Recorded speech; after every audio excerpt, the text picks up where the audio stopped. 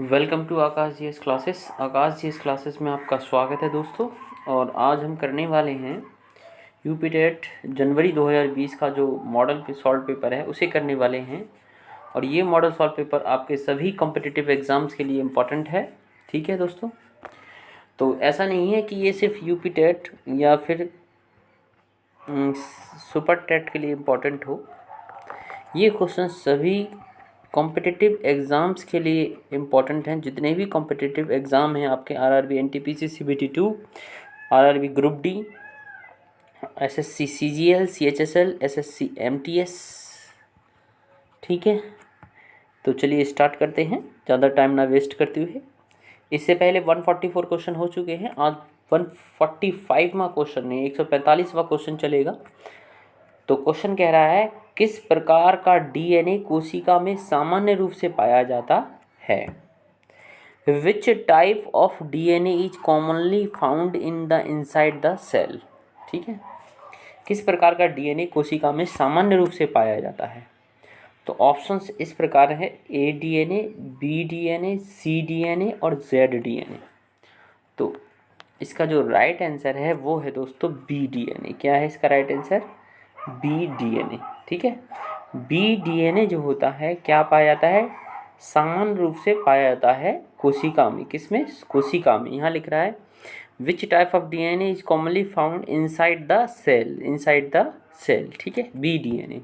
अब B DNA होता क्या है ये समझ लो कि ये जो बी डीएनए है ये नॉर्मली या जिसको बोले हम सामान्य रूप से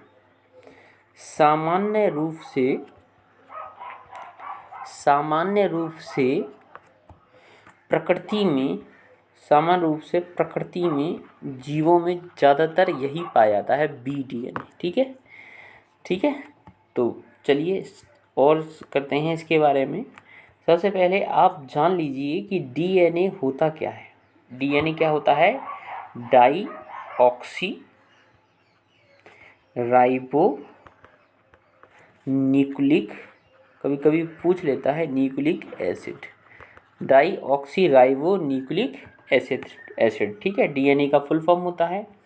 अब डीएनए पता है क्या करते हैं? ये वंशानुगत सामग्री जो होती है इनमें क्या होती है?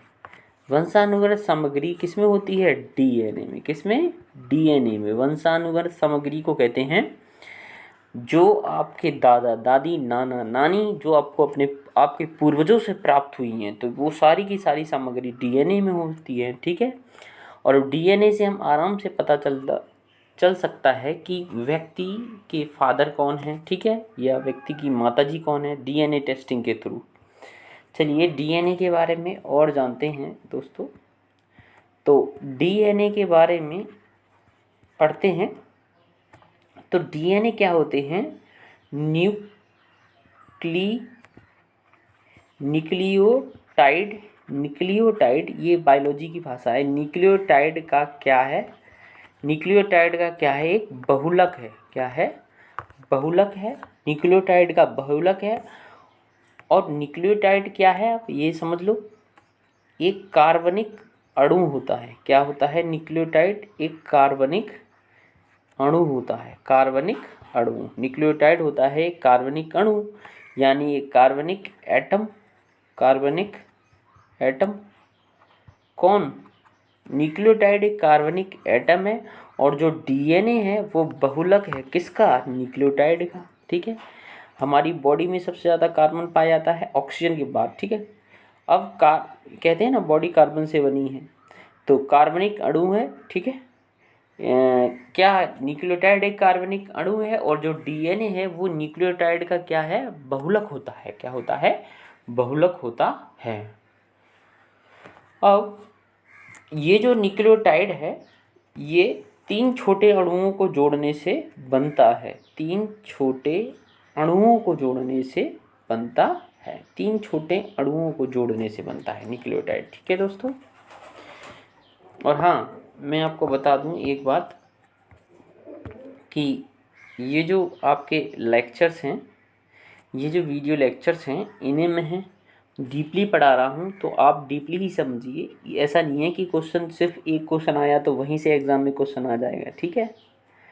तो यहाँ तक हो गया, 3 छोटे अणुओं से मिलकर बने होते हैं, ठीक है। और ये जो 3 छोटे अणु होते हैं ये होता है, पहला होता है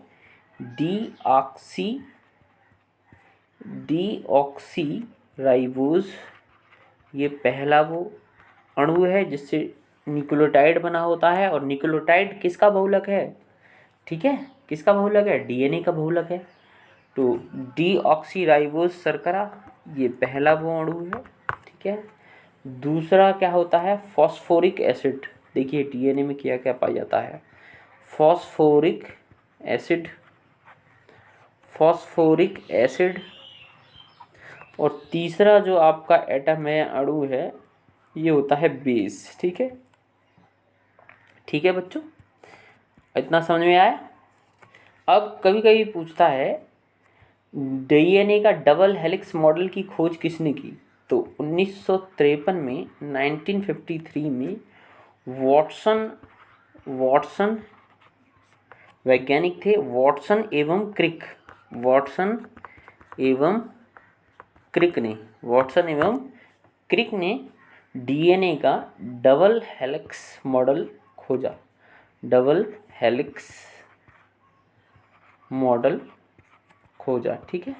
तो ये एग्ज़ाम में कभी कभी पूछ लेते हैं। इसके लिए इन्हें 1962 में चिकित्सा का नोबेल पुरस्कार भी मिला, ठीक है। वॉटसन एवं क्रिक को इतना और जान लीजिए, 1962 में चिकित्सा का नोबेल प्राइज, ठीक है। 1962 में किसको, वॉटसन एवं क्रिक ने क्या खोजा था, डीएनए का डबल हेलिक्स मॉडल खोजा था, ठीक है। यहाँ से क्वेश्चन बन सकता है, ठीक है। अब दोस्तों इतना काफ़ी है शायद आपके लिए। अगर और डीएनए के बारे में जानकारी करनी हो तो मैं एक डीएनए के ऊपर पूरी क्लास बना दूंगा, ठीक है। तो आगे चलते हैं दोस्तों। नेक्स्ट क्वेश्चन क्या है आपका, नेक्स्ट है क्वेश्चन नंबर 146, 146वां क्वेश्चन देखते हैं। सन 1853 में भारत की पहली यात्री ट्रेन चली थी।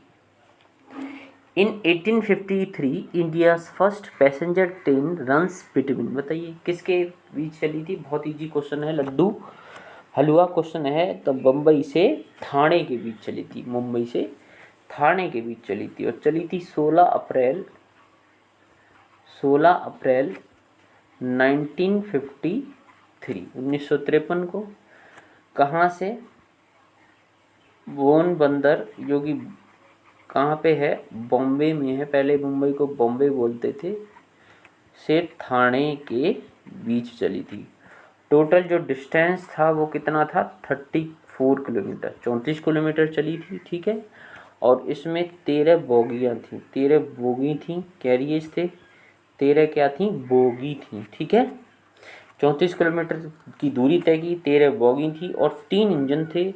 उन 3 इंजन का नाम था, एक का नाम था साहिब, एक का नाम था सुल्तान इंजन का नाम, और एक का नाम था सिंध, ठीक है।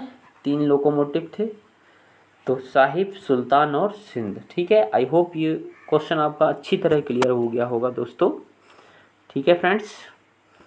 तो नेक्स्ट क्वेश्चन पे चलें क्या, 1851 कौन सा क्वेश्चन करवाए थे, हाँ 146 क्लियर हो गया आपका। अब चलते हैं 147 पे चलते हैं दोस्तों।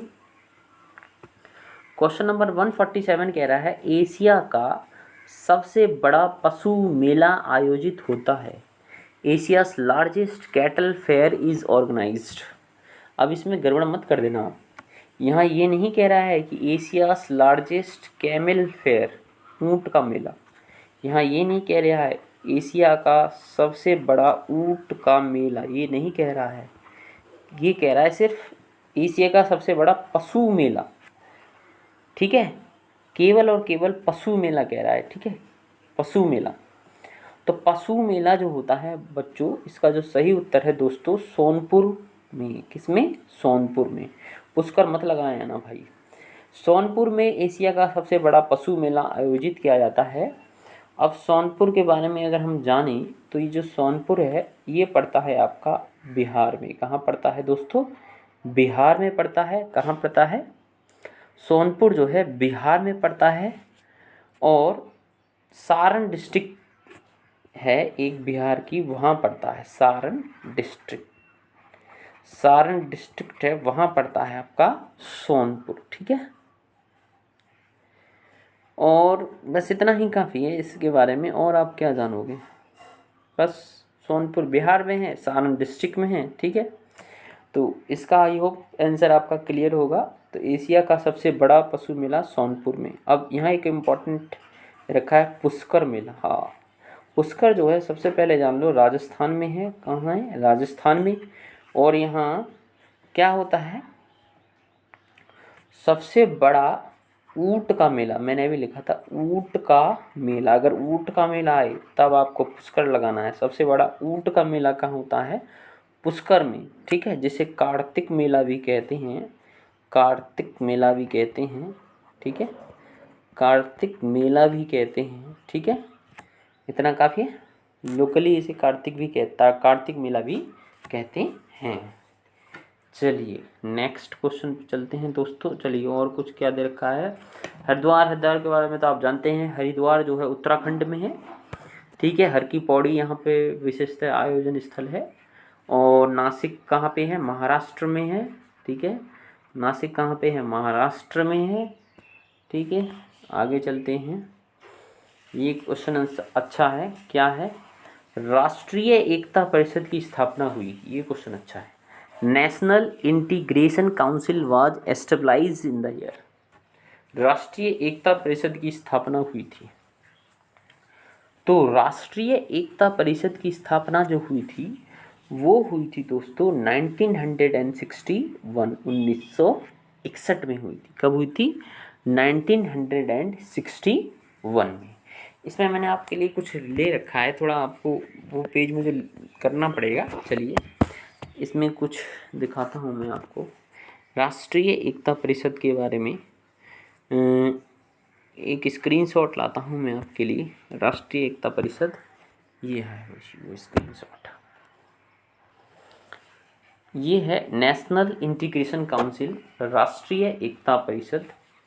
National integration council, abbreviation NIC कहते हैं। फॉर्मेशन 1961 में इसका निर्माण हुआ था। ठीक है, 1961 में इसका निर्माण हुआ था। और दोस्तों 1961 में इसका निर्माण हुआ था। ये जो है गवर्नमेंट एडवाइजरी बॉडी है। ठीक है, ये आप जान लीजिएगा, गवर्नमेंट एडवाइजरी बॉडी है। ठीक है, लीगल स्टेटस अभी ये एक्टिव है।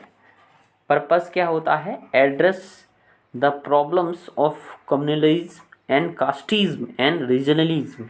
ठीक है, जातिवादी, क्षेत्रवादी, इन चीज़ों से क्या मुक्ति दिलाना, ये इसका पर्पस है। और ये जो नेशनल इंटीग्रेशन काउंसिल है, राष्ट्रीय एकता परिषद है, ये इसकी मेंबरशिप का 147 मेंबरशिप वो हैं। और ऑफिशियल लैंग्वेज हिंदी है। और इसके जो चेयरमैन होते हैं वो होते हैं प्राइम मिनिस्टर ऑफ इंडिया। ठीक है, इतना काफ़ी है। चलिए चलते हैं बैक टू अपने पेपर पे चलते हैं दोबारा लौट के।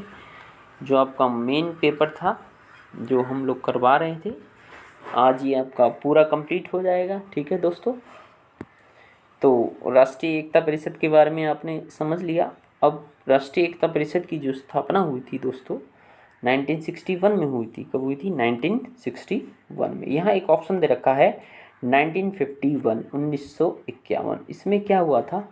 प्रथम संविधान संशोधन हुआ था। क्या हुआ था? प्रथम संविधान संशोधन हुआ था। प्रथम संविधान संशोधन हुआ था 1951 में। First constitutional amendment, first constitutional amendment हुआ था।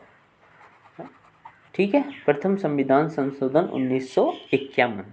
ठीक है, जिसके अंतर्गत आप बताइए क्या क्या हुआ था। एक पहले मैं इम्पोर्टेंट बता देता हूँ, बाकी आप बताइएगा। इसके अंतर्गत एक अनुसूची जोड़ी गई जिसको कहते हैं हम 9वीं अनुसूची। कौन सी अनुसूची जोड़ी गई? 9वीं। क्योंकि प्रारंभ में जब मूल संविधान था तो कुल 8 ही अनुसूचियाँ थी, लेकिन प्रथम संविधान संशोधन 1951 के थ्रू नौवीं अनुसूची क्या की जोड़ी गई, नौवीं अनुसूची जोड़ी गई और जिसके अंतर्गत भूमि सुधार से संबंधित कानूनों को रखा गया था। ठीक है, जिसको कहते हैं लैंड रिफॉर्म्स, भूमि सुधार।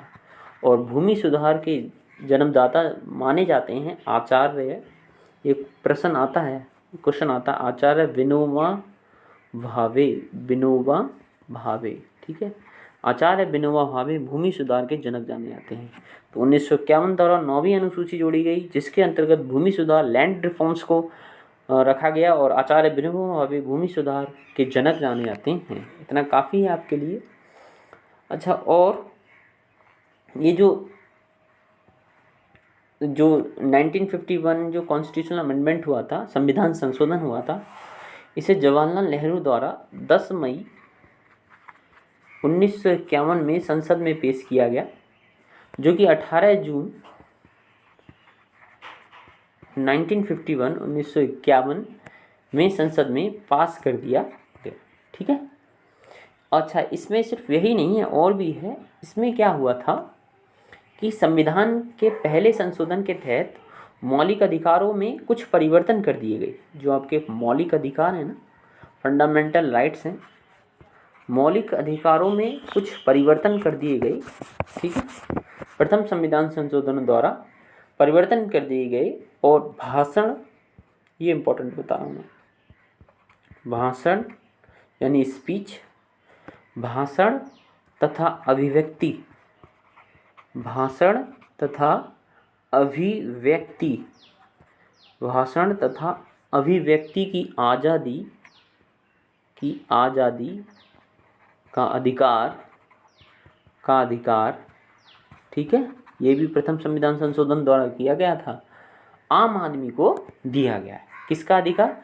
भाषण तथा अभिव्यक्ति, यानी वह व्यक्ति स्पीच दे सकता है और अभिव्यक्त कर सकता है कुछ भी। और ये क्या है? आपका मौलिक अधिकार है। तो आप किसी भी विषय के बारे में बोल सकते हैं, आपका फंडामेंटल राइट्स है कि नहीं, मौलिक अधिकार है। तो इसके अंतर्गत आर्टिकल 19(1)(a) जोड़ा गया। ठीक है, अनुच्छेद 19(1)(a) जोड़ा गया। ये आपका सारा का सारा जो है क्या है, आपका प्रथम संविधान संशोधन था ये, जो कि 1951 में जोड़ा गया। ठीक है, 1951 में जोड़ा गया। अब मैं आपसे एक प्रश्न पूछता हूँ कि 86वां संविधान संशोधन के बारे में बताइए। 86वां संविधान संशोधन बहुत ही फेमस है। 86वां संविधान संशोधन, 86th कॉन्स्टिट्यूशनल अमेंडमेंट। तो 86वां संविधान संशोधन क्या है? सोच लिया। 6 से 14 वर्ष के जो बच्चे होते हैं, 6 से 14 वर्ष तक के बच्चों के लिए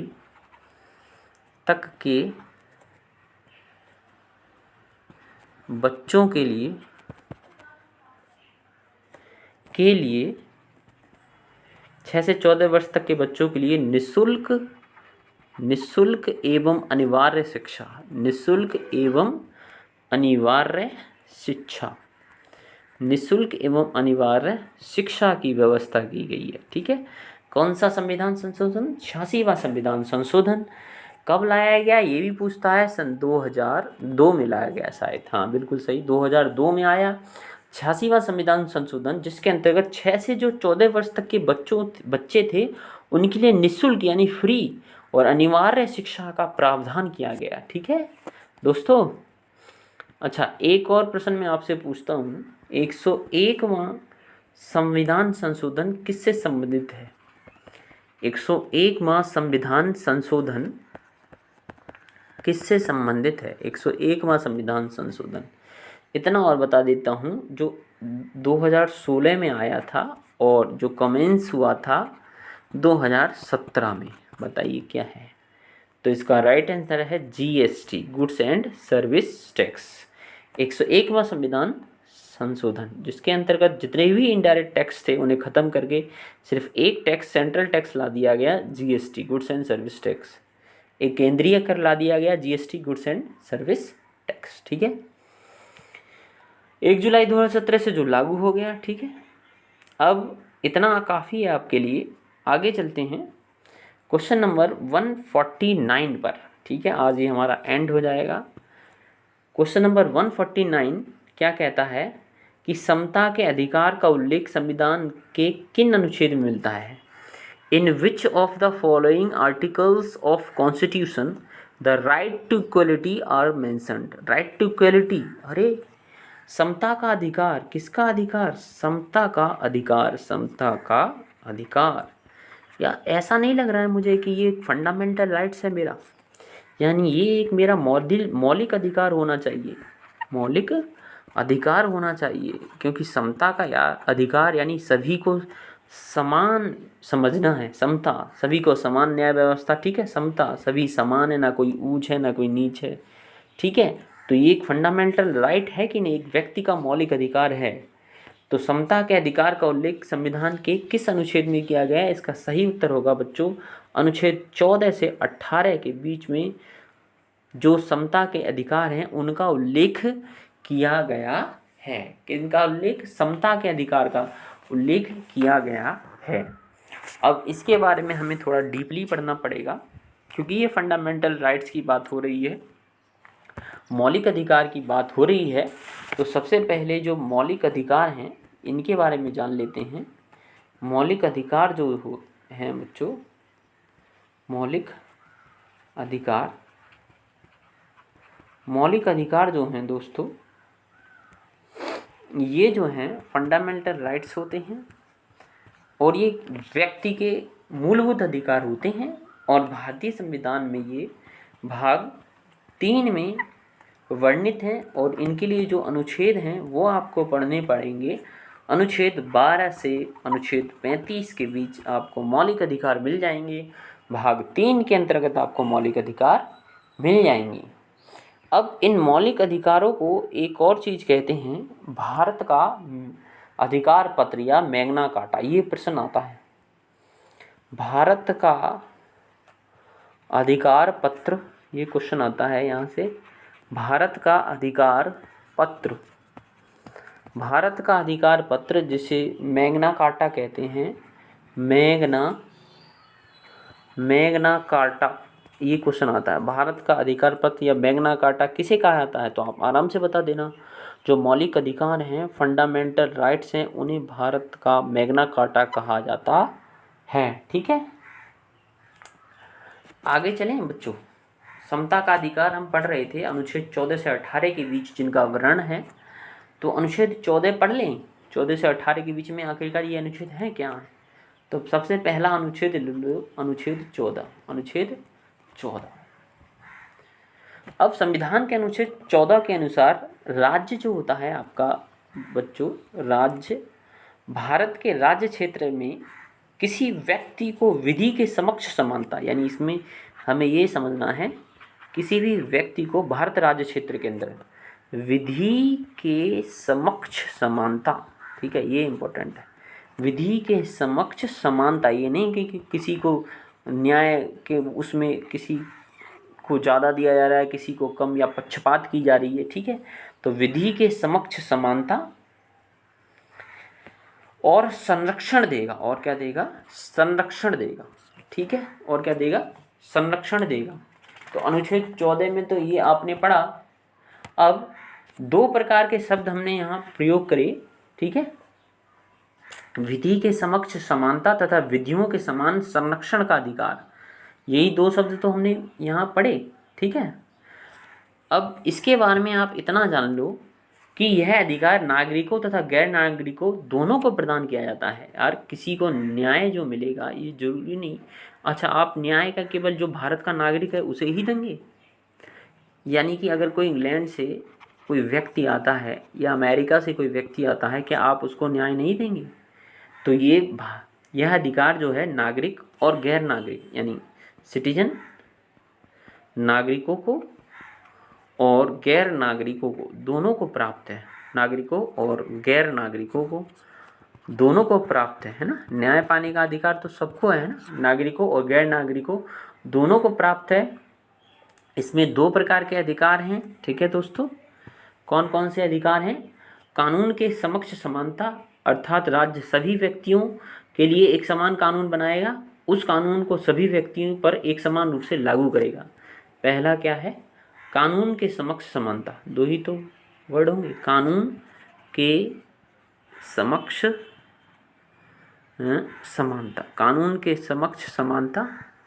इसमें क्या करेगा, राज्य सभी व्यक्तियों के लिए, राज्य जो है सभी व्यक्तियों के लिए, सभी व्यक्तियों के लिए एक समान कानून बनाएगा। कैसा कानून बनाएगा, एक समान कानून बनाएगा।